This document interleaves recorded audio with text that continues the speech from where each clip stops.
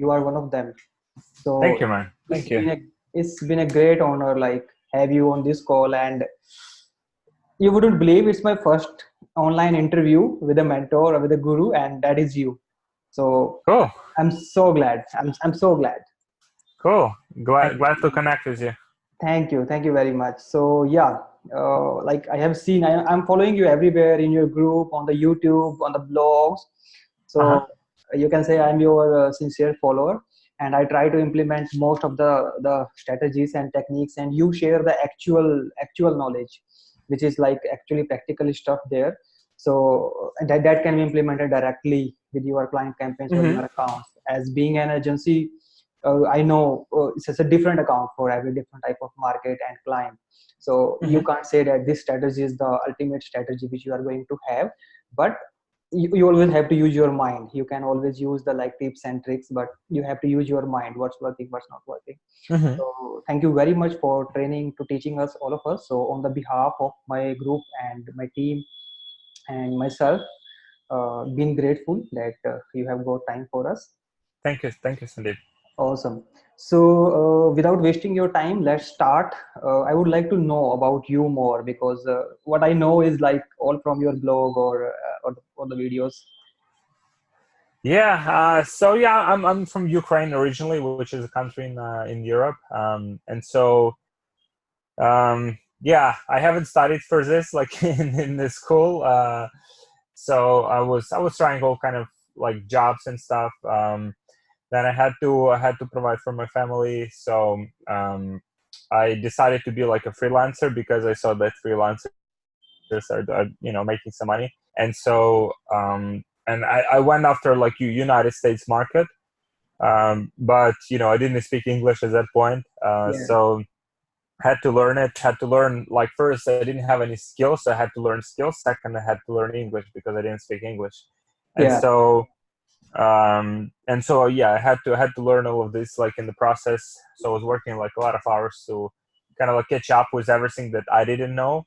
And then I was doing all kind of things like Google AdWords, like search engine optimization, trying like yeah. to do all of these things. And then a lot of people started, my clients, they started to ask me about like e-commerce. So they're being in e-commerce space. They started to ask me about Facebook advertising. Hmm. And so, for me, I said, okay, so let me figure it out. And so Yeah. once I started to do it, and at that point, it wasn't that competitive. It was, Hmm. it was quite easier, like compared to Yeah. now.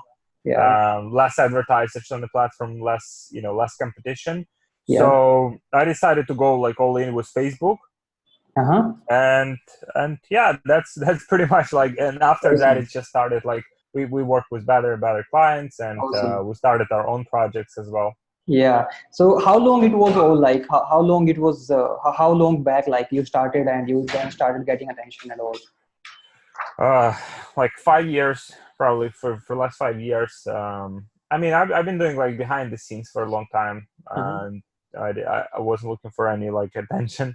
I started my group in like 2017, I guess. Hmm. Um, but then also like it's kind of like most a lot of things now we're trying to like share more things with people, like what we do, and teach and stuff.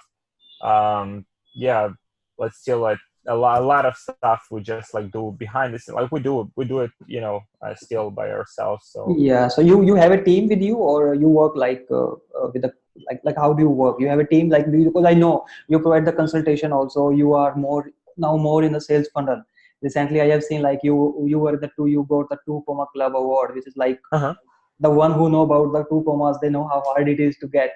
And so you were there. So how do you manage your day to day routine? So. So we have a team. So we have 15 people, working like remotely mostly. Now we are hiring people like in house, Mhm. locally. Yeah. So with I mean, yeah, I mean, I have a baby, so my routine is impacted by the baby. Yeah. So yeah, like we work from the office. I used to work from home like before, Mhm. because we had like fully remote team, so it was convenient, to work from home. But I'll say. found since starting like to work from the office, like the productivity like just increased by a lot. Yeah. So it's much more productive to work from the office where you have like specific environment where you work. And so yeah, it's kind of like, so we have our own e-commerce projects. Uh, we have clients that we work Mm-hmm. with Mm-hmm. on certain like more like consulting, and we manage some of their advertising. We consult on the advertising. So yeah, so these are kind of like the main like two projects. And now we are also expanding to like basically structuring like everything that like I know that could be valuable to people, Yeah. and basically selling it as more like more scalable like training that a lot of people can have access to and a lot of people can benefit from. Right. Because obviously, with clients, with one-on-one kind of like work, there are only so many clients you can work with. And Yeah. the more you expand your clients' projects, like the more people you have to hire, the more you have to manage them. A Exactly. lot of moving parts, like Yeah. things fall apart. So Yeah. Exactly.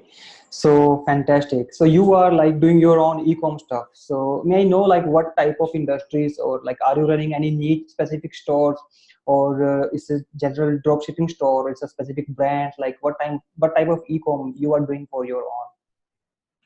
we do funnels, like so our goal is to find products that have like good potential, high margins, typically higher value, like Mhm. typically like 80, 100, $150 that we can Mhm. have like good margins with. Yeah. And we can spend heavily on Facebooks because we are more competitive in the auction. Yeah. And so these are kind of the products that we go after. Like I like beauty, I like like weight loss. These are a bit hard niches to advertise. Like gadgets, like we don't do like general store with like tons of products. We do more like like if we find a product that is scalable, we just use it as a, we want to maximize the outcome out of it. And as the products that we go after, they have like quite a appeal that like thousands of people can potentially buy. Then these funnels that we run are quite scalable. Yeah. I don't like we are aiming for higher profit margins than typical drop shippers.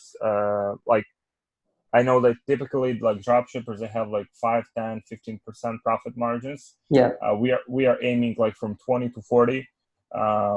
So once we validate the product, once we have a good product, then we use click funnels and custom built funnels to kind of like take the most out of that product, to sell it as effectively as possible with higher average order value, with higher conversion rates. So yeah, kind of like taking one product and then squeezing the most out of it instead of like testing, Yeah. like Yeah. hundreds of products. And you are targeting the Europe and the US market with the same. Mostly like big four developed countries. Yeah. Before developed countries. Okay, awesome. So I also have like asked some questions in the group. You might have noticed that I put a post in the group, and I Mm-hmm. also post like I also gather the question about the Facebooks, because I know this is the best time to ask them. So Mm-hmm. I'm Yeah, going sure. to, yeah, I would like to start with them, and yeah, so we can like go on them as per the time schedule and everything follows. So Mm-hmm. yeah, the first question is, many times when the new business or when a new store starts the Facebook ads, they see a bit of performance in the initial days. Like they start getting the purchases, or the conversion, the pixel is not that warm yet, but they start getting some sales. But after some Mm-hmm. days, like 7 days or 10 days or 15 days, the performance start declining. So why Mm-hmm. it happens? What's the reason behind it, and how to troubleshoot it? How to get the performance? So, mhm, very good question. So, like for me, it's all the way I look at the overall like performance of ads. It's competitive landscape, right? It's not like you or me or like just one person. It's like 6 or 7 million like advertisers that are all trying to show their ads. Yeah.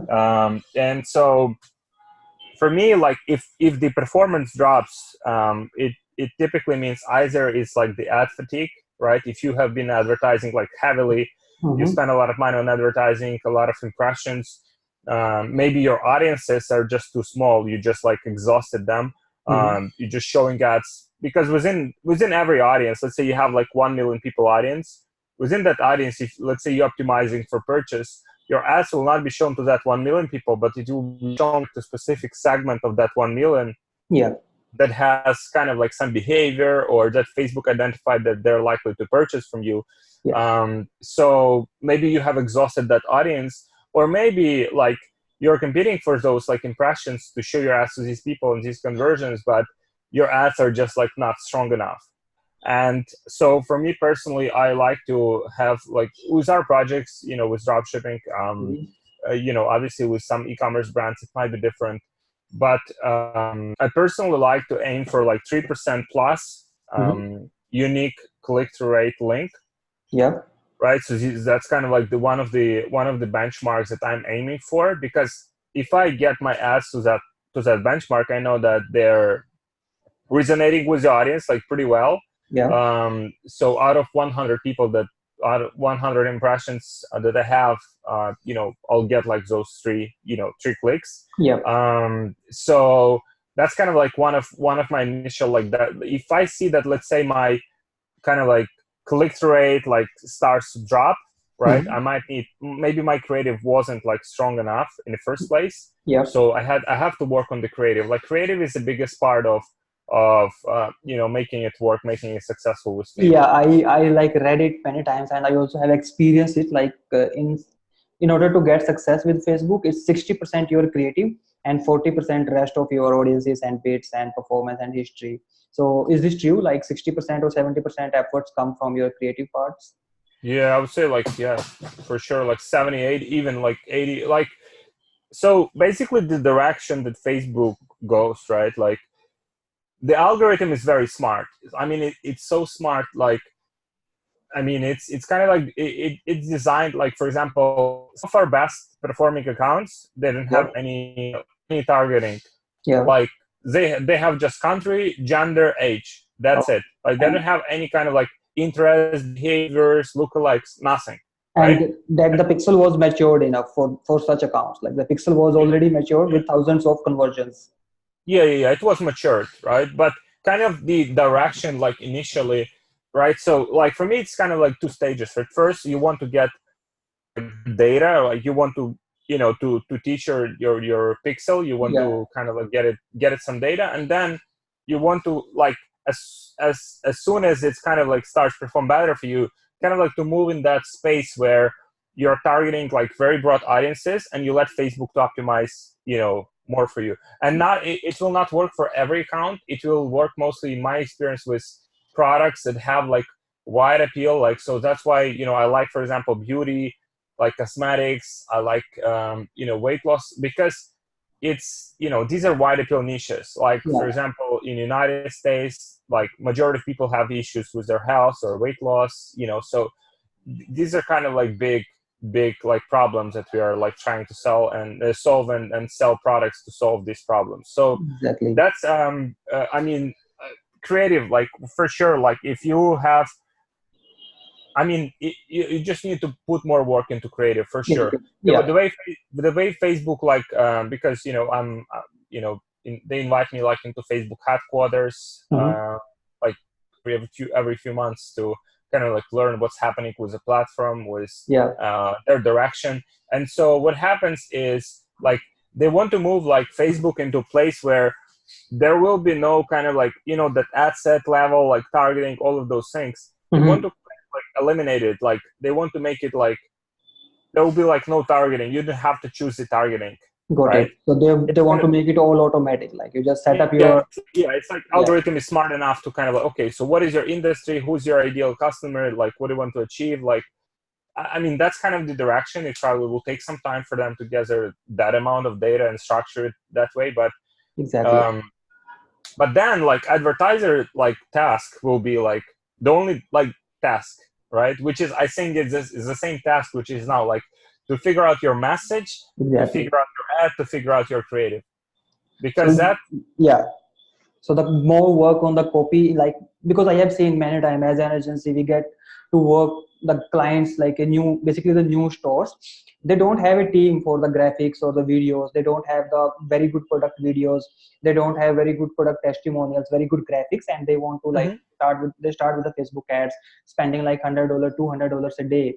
And coming to the budget part, what do you recommend for a new store to start with? Like many people start with $5 ad set, which I believe is not more relevant as per the CPMs are so high in the US and the four big countries, as you know. Mm-hmm. So what is the minimum budget you think is good for a pixel to mature, and how should we start with a fresh account? What pixel should we target for? We should we target for add to cart or view content or directly for the purchase? And how many, Uh, yeah, mhm. how many audience size is recommended? So I typically use like five, at least like five audiences, like five ad sets with different targeting. So you kind of like have some different like variables Yeah, when you start out. Then in terms of like budgeting, I mean, I would recommend like $20. I think is good starting point. I mean, you can be as aggressive as you want to be, uh-huh. right? Like with initially testing as your budget allow. Like the question is like whether like initially it's kind of like you want to see if your creative is good enough. It's Yeah, pretty much like the only like if your creative is good enough, basically if your ads are good enough, and also if your funnel, if your website is highly converting, like so you can afford kind of like to expand it, or you need to make some adjustments to basically like basically some adjustments to make it work, right? So yeah, initially like $20 a day, I mean it will give you some impressions, to give you some kind of like data that you yeah, can see your click-through rates, you can see your how people are engaging with your ads, your relevance scores, like you kind of like see the initial whether that message that you have resonates with the audience. That's pretty much the most important thing. hmm, We test like 5 broad audiences, right? So for example, if you have let's say if you sell like cosmetics product, like you might target like broad interest like cosmetics. You might yeah, target some interest like which is just use suggestions the on the big asset brands. level. Yeah, Yeah. And so you can start with that. It's where you start, like the most like important, like with every, like if you think about the business, right, like hmm, overall, like in a bigger like perspective, hmm, what's important like for every business is like product market fit, yeah, right? So whether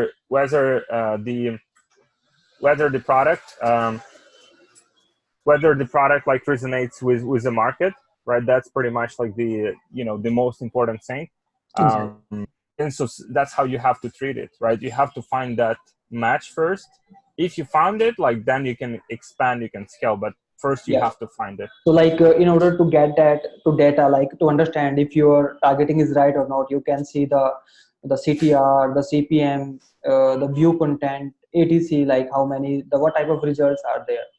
So okay, so and what pixels should we target? Should we go with should a person go with the view content or add to cart or the purchase? What they should target in the initially?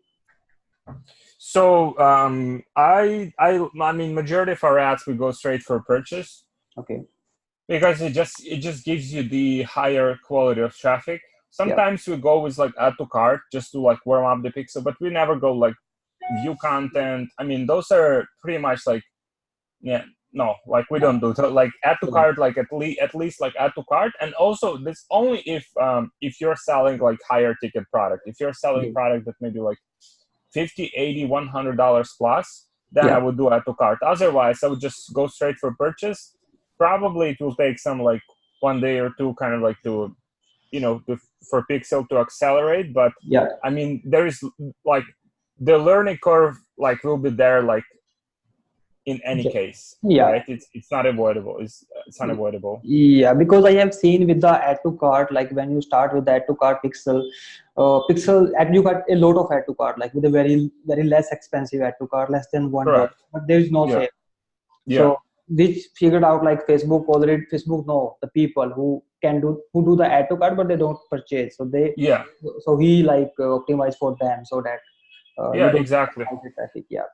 Exactly, like like 60-70%, like on average, like with every like e-commerce business, like 60-70% people like they abandon their carts, right? Yeah. So there are a lot of these people that kind of like put something into the cart and then they abandon it. So Facebook has all this data, so Exactly. they will show your ads to these people. Yes.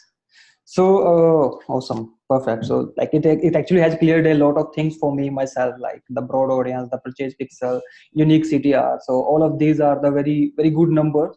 So people who work on a day-to-day basis, they know the importance of these things to know.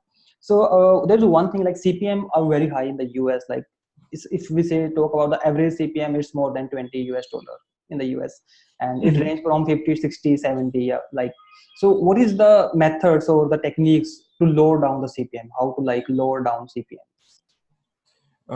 Yeah, so what you can do is like you can do the like for example PPE, right? Like to have some like positive engagement on your ads, right? So what I found like impacts, like let's say if your ads are a lot, like if you can incorporate some emotional triggers, right? So Facebook is social, like Yeah, people come to so like to see like their yeah, friends, their family, and like these cat videos, like cat or dog yeah, videos, like puppies, and yeah, they get like yeah, people resonate, like, so the engagement like crazy, right? So exactly. like if you can incorporate like people or some kind of like these like emotional triggers into your ads, then like that's the way to lower CPM. Again, it comes down to like Copy. knowing, like, yeah, not like knowing who your customer is, right? Like Exactly. like what will these customers can resonate, like how can you, let's say you're selling the product um for like maybe for a weight loss, or let's say even like weight loss, right? Like the way you can position the product for a weight loss is you can tell a story of a person who maybe had some family problems because like she had like excessive weight, right? Or just example, right? Yeah. And then she was able to solve it, her family just like life got better. So kind of implementing those like emotional, so then you get better, like people resonate with your ads more.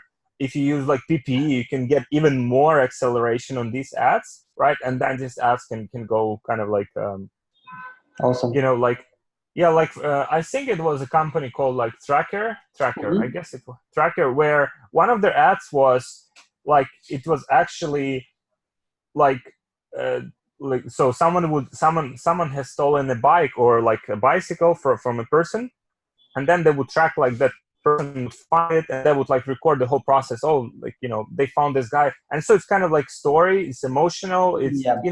and so these ads have done very well. Yeah. So So kind of stories, like, story is very like important to have in the ads. So that the next question like comes from this is, should the ad copy will be small, or like what should be the length of the ad copy in that case? depends on the product, right? Let's say if you're selling like a t-shirt for like $15 or $20, pretty much like you just like maybe like one sentence of copy or two sentences of copy, you show the image of the product, that's it. People either buy or don't, like there's not much to consider. Yeah. If you're selling more sophisticated gadget, right, then you might go like into more like details if the pricing point is higher. So it's all about kind of like, so the person is scrolling like their newsfeed, right? How to take that person, from that like newsfeed, like first grab her attention, Yeah. right? And then like tell her a story that will resonate with her, and then grab her into kind of like interest phase where like she's interested to buy your product Yeah. and get. So it's all about like that bridge, like, Awesome. so like thinking about that person, like when like she's scrolling newsfeed, and I mean she's probably at work, right? Like like, and Yeah. then like, and then you grab her, and then okay, it's a Yep. good story like that resonates with her and leads into your product. So yeah, the copy can be long. I mean, if needed, right? I mean, if for example, the way I see it, like you can use images, right? Let's say your ad copy can be longer to explain like the rest of it, right? Mhm. If you can explain with copy, for example, your product. Or like if you have a video, then you just might like have a few benefits, the most important things. What I wouldn't do like ad copy, for instance, is just like say, like 75% off, like typical dropshipping stuff, I would have more benefit driven copy. Like Got even it. if that's like few lines, it has to be benefit driven. It cannot be just like, oh, yeah, probably it will work, but only so many people, like only small percentage of people, like they react to just price, like, like this is only Exactly. price driven decision, Yeah, and exactly. Like, then yeah, more people again go comes after. down Yeah, again like it comes down to like knowing like who you sell to. I think it's like a starting point. Okay, who is a buyer, what they're interested in, what other products they're buying, what they're frustrated with, what they would like to achieve, then that bridge into your ad copy. awesome, awesome, perfect. So that means the value and the story should be there. Like, because I have seen a lot of people just go after discounts, putting the URL of the Yeah, yeah, products multiple times, and some like emojis, heavily emojis in the yeah, ad, yeah, yeah, which is exactly. actually which looks like spam, if we Yeah, yeah, say yeah, the layman language. yeah, yeah, it's Yeah, like 2000, 2016, 2017, like it worked. yeah, Because people have not seen it a lot. Now people get more sophisticated, like consumers, like even if they buy something, like that they wait for, long time for, yeah. then the product they receive is not the quality they have expected it. They're already trained. They're more sophisticated than before. It doesn't mean that you cannot sell products to them. It just, if they become more sophisticated, then marketers have to become more sophisticated. So Right. it's kind of like, as market evolves. Exactly, exactly. And how do you think the drop shipping in 2019 and 2020, like 2020 again? Because we have seen a lot of changes in the drop shipping. Like this year, Facebook introduced the feedback feature. Like when they ask and go take the survey from the customers, and they started declining the stores. So what is the future of the drop shipping in 2020 and 2019, and how the marketers should approach about it? Like dropshipping as a model, like it's kind of like you can go to, I don't know,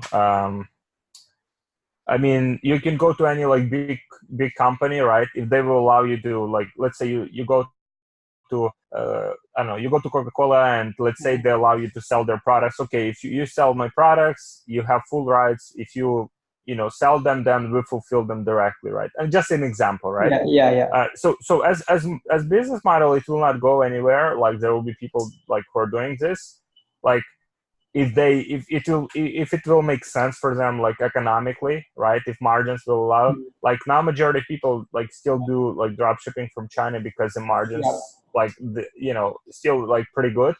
yeah. So that kind of like it will have to evolve as well, for most people, because like Facebook gets more sophisticated, they're asking for feedback, and people would have to bring like goods to United States, ship them faster, provide better customer experience if they want to.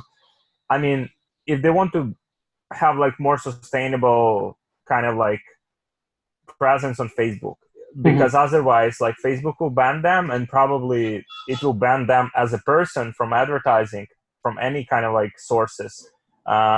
Which also happened like to few of the people I know, like they had their like personal kind of like, as a person, you're not allowed to advertise on Facebook anymore. As a Yeah. person, not just business manager, not ad account, not page, but as a person, you're Okay. not allowed. And So that's because of the type of the ads they were running, because associated with them. yeah, it's either type of ads. Maybe they had some like a lot of like disabled accounts. Maybe they had maybe like they're located in countries that Facebook doesn't trust. Like I know a few people who, for example, they're from United States, but let's say they're traveling somewhere, right? And they're logging into their business manager from that location, Yeah. or kind of like, and Facebook saying, okay, there's something is not right, and so Facebook wants to eliminate these kind of like situations where it's like a business. It has to cut losses, it has to like eliminate risks, right? Because on a bigger scale, if they have a lot of these like situations happening, and then if they have any Yeah. like lawsuits, like, they don't need it. So they, like, what Facebook wants is to work with legit businesses that have like good history, that have good, okay, so you have a business registered in this location, then you're constantly in this location, then your credit cards are also in this location, right? You constantly pay your bills. You don't have Yeah. declined payments. Yeah. You're not using PayPal because Facebook doesn't like PayPal for some reason. Yeah. And it's more consistent. That's what they're looking for. So yeah. So I mean, if you just like understand it, again, it's kind of like not taking everything like emotionally, and sometimes it's hard to do it, but just like thinking about it like from the perspective of other person or the business that you're working with, like Right. with PayPal as well. You know, if you're thinking about perspective of PayPal working with you, allowing you to use their platform, then okay, I have to upload shipping numbers, you know, tracking numbers to PayPal, so people can know where their item is, and also when people file a dispute, I have Yeah. a good case and I can fight it. Yeah. So yeah, it's just a lot of like common sense that is, you know, sometimes it's, you know, we forget about it. So it's Yeah, exactly. It's becoming a big issue actually, because a lot of FB ad accounts are getting banned, and people have no clue why that's happened. Recently, one of my client business manager account got disabled completely. Like she lost around 20 to 25 Facebook page accesses and ad account accesses in just 1 minute, and she couldn't access the data and everything. So, what's the solution of recover of such like? Apocalypse, we say, of such situations, how to come out of such situations, if there's a solution, and if there's any solution available. so the way I always like use, and it works, like a lot of the times it works. So let's say if you get your account disabled, Mm-hmm. then you just like reach out to Facebook and you say, you know, I apologize, right? So you just admit that you're wrong, right? Mm-hmm. You apologize to say that some of your ads might not have been like compliant. Now you have adjusted it. You have adjusted your landing pages. Mm-hmm. You want to be compliant with Facebook. You will be compliant. Your main goal is compliancy. Just use a lot of like compliancy Yeah. related words. Yeah. And so kind of like admit that you're wrong, because what a lot of people do is that, oh, like, I mean, what have I done wrong? I've done everything to reactivate my. Yeah. Oh, whoa, Yeah. whoa, whoa. I mean, like, imagine like a person like reading that from their side, and that Yeah. person has a control, like whether your account will be kind of like permanently Exactly. disabled, or, you know, so you want to take that little chance that you have, admit that you're wrong, Yeah. and get it, I mean, possibly get it back. Or I mean, if you, again, it's kind of like thinking what other person, like what other people on the other side of the world, like wherever they are, like for your specific ad account, when they Exactly. check it. Yeah, so Exactly. That's the way, because many people say that you can review our ads. I am just new to that account. I don't know much. So all of these things like make them more, like suspicious. Like these people actually yeah, spamming or something. So this is the right way of. just like they want to be sure, like first they want to eliminate their risk, they want to eliminate their downside. So let's say if you're selling products on their platform, Yeah. and let's say someone like sues them, like someone sues you for your products, right? And they also might sue Facebook, because Facebook was a platform where these ads have been facilitated, right? Facebook doesn't need like extra lawsuits. I mean, Exactly. no one needs them. Yeah. And so that's why you kind of like want to cut it. You want to make it for Facebook, like show to Facebook that you're familiar with policies, that you'll be compliant, you'll be like a good person to work with, and that your goal is always to be compliant and deliver good customer experience, user experience, because pretty much that's, you know, that's top of their like priorities list. Awesome. So let's talk also about the scaling. So how to scale? Like I have seen your videos and your tutorials about scaling, where you have mentioned about the CBO methods Mhm. and some other methods. But CBO is like again a topic to discuss and to be understand very well. So how would you go, like from a perspective of a store which is growing and now it need to scale? So how would you go with it? I wouldn't like first like I wouldn't do CBOs like unless it's kind of like like Facebook delayed like CBO Yeah. implementation. So like, I mean, I wouldn't do CBOs like I mean, it works very well for some accounts. For some accounts, for some reason, it's not working, right? And it will not be like very smart, like to continue to do something, and if it doesn't work, right? So if it doesn't work for you, it's okay. Just use, whatever is available to you. Just use like regular ad set, Mm-hmm. budgeting setup. I mean, there are a lot of ways to scale. I think, like, people don't have like a lack of these ideas to scale, because you can scale with broad interests, right? You can scale with combining, like stacking a lot of like broad interests into one ad set with higher budget, right? You can scale with lookalikes. There's so many like variations of lookalikes. I have the spreadsheet, so I have the document. I'll share it with you. Yeah, Let me sure, share. sure.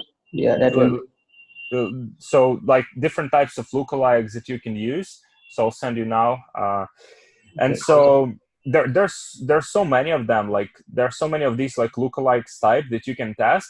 But at the end of the day, again, it will come down to your creative. Like if your ad is good, then it will scale. If it's not good, it will not scale, and it will not be consistent.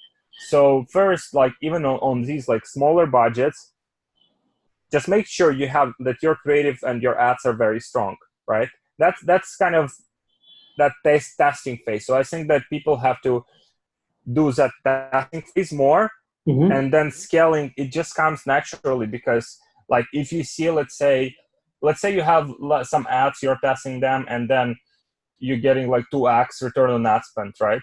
Mm-hmm. Then okay, you're profitable, you're slightly profitable, right? So okay, and then let's say you have dedicated some time to understanding your audiences, and putting together some good ads, and you've gotten, let's say, 3x return on ad spend, right?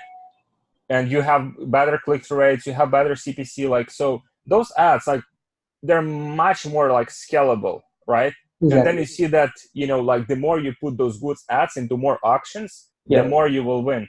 And if you put those ads that are just like slightly, profitable, and you think, okay, I just want to scale it, I mean, it's not scalable, because with scale, like, more often than not, it's just like your returns, like the more you spend, your returns kind of like, and your profitability drops. Exactly. Like with huge business, like big businesses typically operate on quite like, Mm-hmm. small margins. Yep. So that's the same here.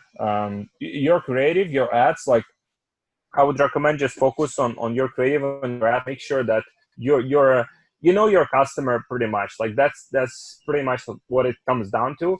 Like knowing your customers, like knowing their pain points, knowing their what they resonate with, knowing how to tell stories that resonate with people, and that is then is scalable. Then pretty much like, I know people that, for example, people that I have trained, how to create like advertising, Mm-hmm. they haven't, I mean, they never like spent more than like $100 per day with their ads. Okay. But I teach them how to create like good ads, and then they go and spend like, without knowing how to scale, without like even like asking questions, they would go and spend like $3,000-5,000 a day profitably, highly profitably, on their advertising, and they don't know how to scale. Like, Yeah. because they know how to create good ads. Exactly. That is like 80% of scaling already. Yeah. So that's a very good point actually. So when you say like how to create the ads, what are the basic elements that you would like to like keep in every ad, or is there any templates or something available which you would like us to follow, recommend, that Hmm. can be used as a reference to create the ads or copies? Hmm. I wish there was one template.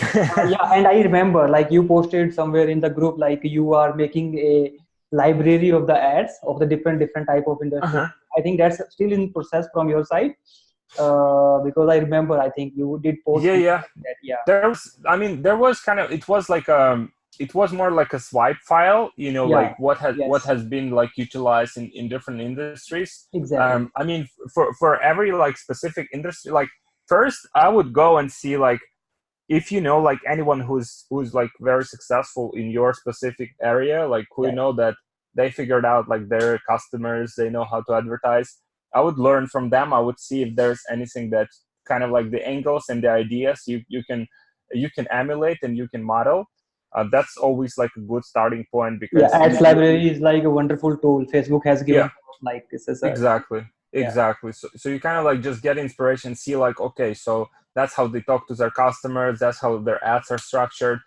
And so you can use that as a starting point, kind of like create something similar with your unique angle. So let's say, kind of like to find your unique angle is, let's say your competitors are heavily advertising and like in their space that, or maybe you just go through their ads, right, and you see the comments, right, and you see, okay, so people complain, like the shipping time was too long, or people complain, oh, okay, the sizing wasn't good, right? Okay, so then you learn from this. Okay, so you say in your ads, you say like fast shipping and free returns, right? Yeah, Like something that will just, okay, exactly. that is covered, right? Then in terms of like how you talk to customers directly, like in terms of the benefits, um, that's also like from knowing your customer, what problem your product solves, right?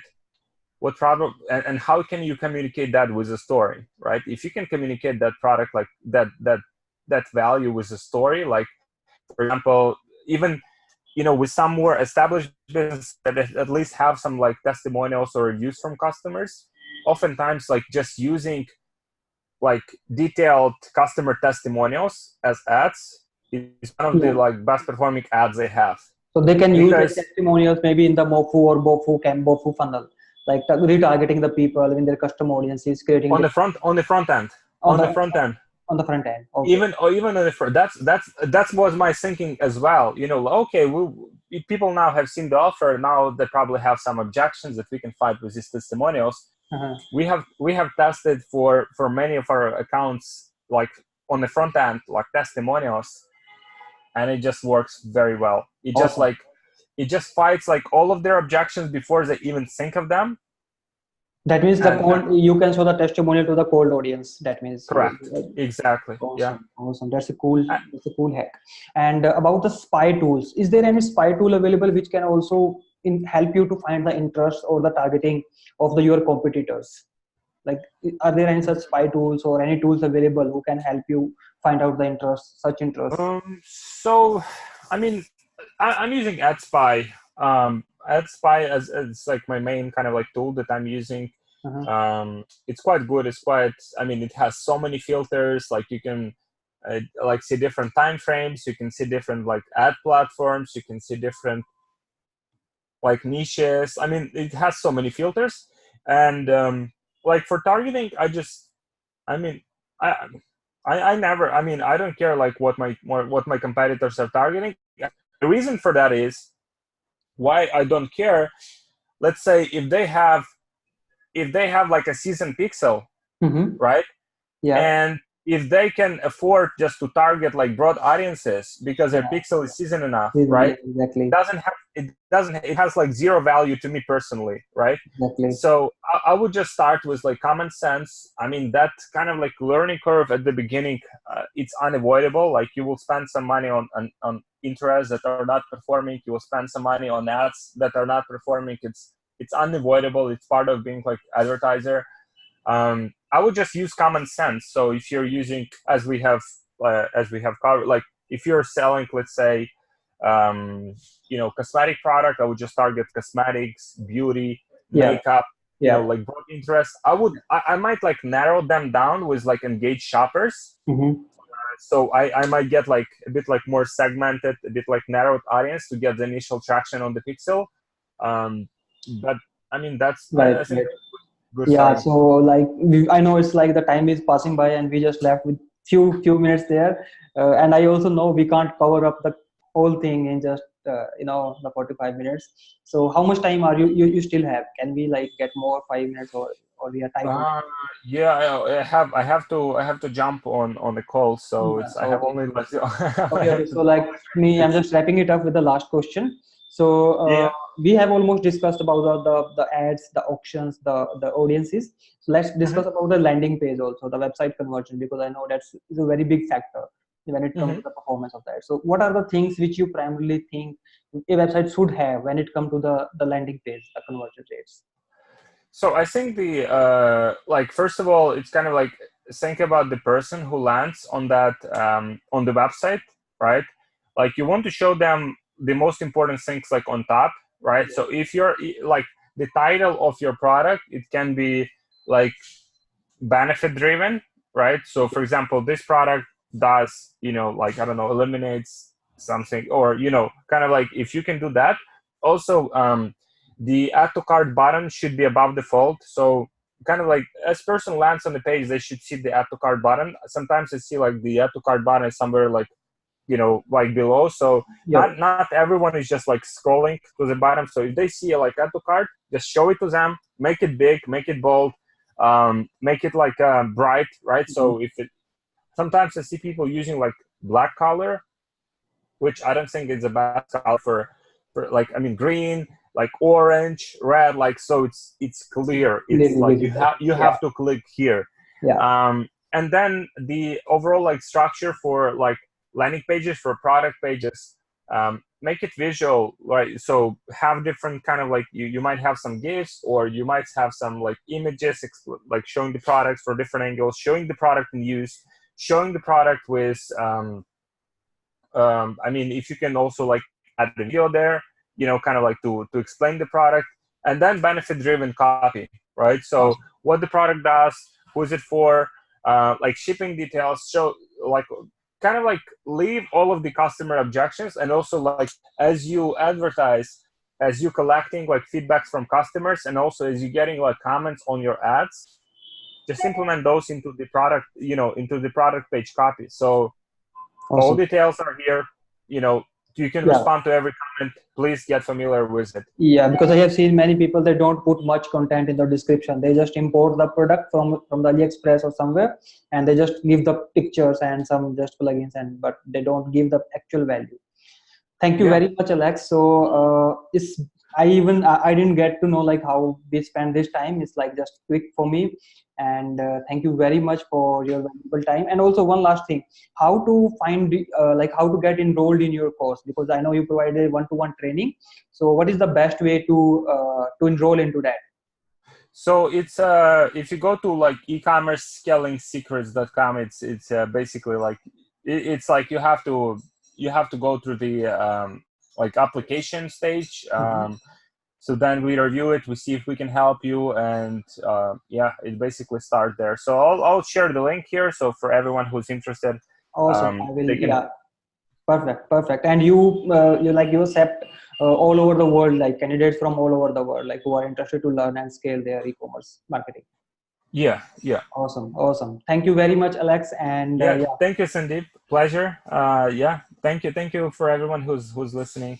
Thank you, thank you, guys. thank you very much. Yeah, Yeah. thank Bye you. bye. Bye bye. Bye bye.